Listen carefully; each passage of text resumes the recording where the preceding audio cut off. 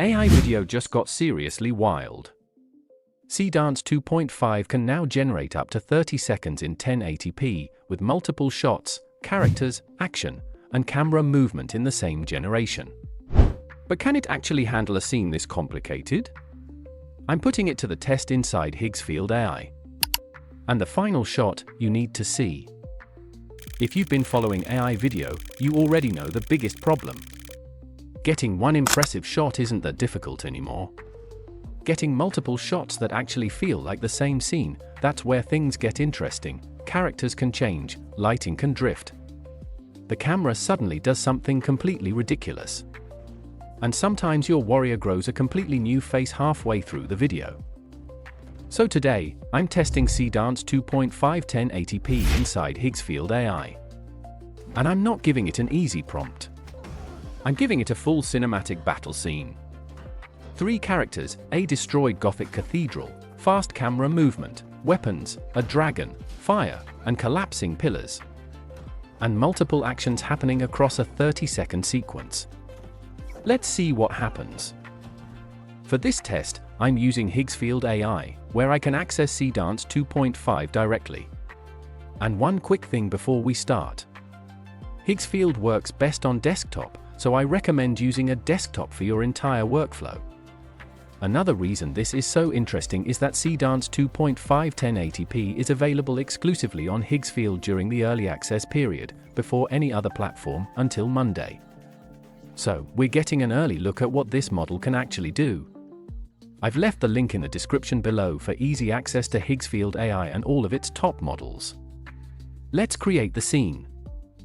I've selected Seedance 2.5. And for this test, I'm going with the full 30-second generation. That's important because I want to see whether the model can maintain the story as the action progresses. Instead of generating 5 unrelated clips and pretending they are connected, I'm asking it to build the sequence in one generation. Now let's build the scene. I'm also using a reference image for the 3 characters. This gives Seedance a visual starting point for the cast and the environment. And this is where things get interesting. Because I'm not just asking, make me a dragon. I'm giving it the characters, the location, the action, the camera direction, and the overall visual style. Basically, I'm directing the scene instead of just describing an image. Here's the prompt I'm using. Create a 30-second cinematic battle scene with the 3 characters and setting in the reference image. Scene setting: Gothic cathedral ruins, tilting stone pillars, twilight filtering through broken stained glass, dust floating through the air. I've compressed the original 15-second structure into a 30-second sequence, giving each part more breathing room. And now, let's generate it. This is where I usually get nervous.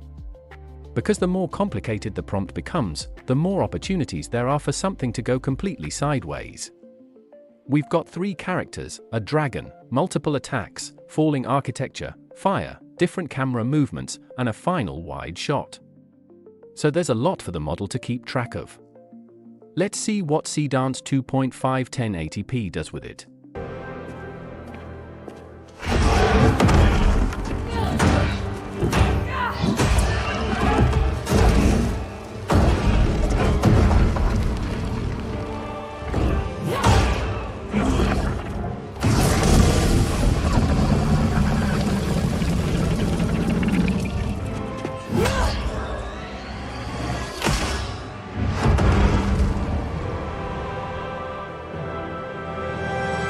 Okay. That is the entire generation. And honestly, this is exactly why I wanted to test Seedance 2.5 1080p with a difficult scene. Look at the progression. We start behind the female warrior. The dragon enters. The second warrior joins the fight. The environment starts collapsing. Then we get the fire attack. And finally, the camera pulls back to reveal the aftermath. The thing I really wanted to see was whether the video would feel like a sequence instead of a collection of random AI shots. And that's where the multi-shot capability becomes interesting. 30 seconds might not sound like a huge difference. But for AI video, it matters. You're giving the model enough time to establish a scene, develop an action, and actually reach an ending. Instead of generate, download, generate another clip, try to match the character, fix the transition, generate again. You can start thinking more like a director. Here's the scene, here's what happens, here's how the camera moves, now generate it. That's a very different workflow. And Seedance 2.5 also gives you much more control over what you feed into the generation.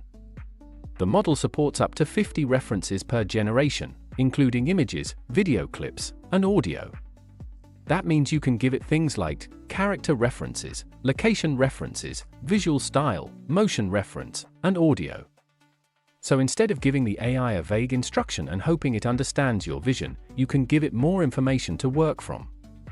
That's a huge deal for creators trying to maintain a consistent visual style. Now, there's also a really interesting bonus for users. If you switch the generation length to 20 seconds, the current offer gives you unlimited generations. So if you're creating short-form content, testing ideas, making B-roll, or simply experimenting with different versions of a scene, you can keep generating. And the fact is, it works for me. I don't know about you. You can share your findings in the comment below. And then there's the part that creators will probably care about immediately, the overall sharpness of the image. When you're making something for YouTube or a cinematic project, having a cleaner final image makes a noticeable difference. And if you're completely new to Higgsfield, there's currently an early access offer you should know about. New users can get 5 free generations after linking a credit card, with the offer ending Tuesday. Seedance 2.5 1080p is also available on Higgsfield first during the early access period. So if you've been waiting to test this model, this is a pretty good opportunity to get in early. I've left the link in the description below for easy access to Higgsfield AI and all of its top models. So, what do I actually think? The biggest thing that stands out to me isn't simply that Seedance 2.5 can create pretty pictures. We've already reached that stage with AI video. What matters now is whether the model can actually follow direction.